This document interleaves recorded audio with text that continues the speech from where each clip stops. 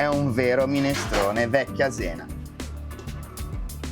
Il minestrone io lo considero uno dei piatti principe della nostra tavola, è una meravigliosa sinfonia, è un piatto sicuramente della storia, ma è un piatto completo. Impiattiamo il minestrone che, come vedete, deve essere denso perché andremo a fare la prova fatidica del cucchiaio, ovvero il minestrone della nonna, il minestrone vecchia Genova, ha la caratteristica che è così consistente e così denso che poi infileremo un cucchiaio e dovrà stare dritto come la spada nella roccia. Finisce con il nostro pesto fatto col basilico genovese, DOP, generoso, il nostro olio extravergine d'oliva DOP Riviera Ligure e ora prova del cucchiaio. E se il cucchiaio sta in piedi è un vero minestrone vecchia Zena.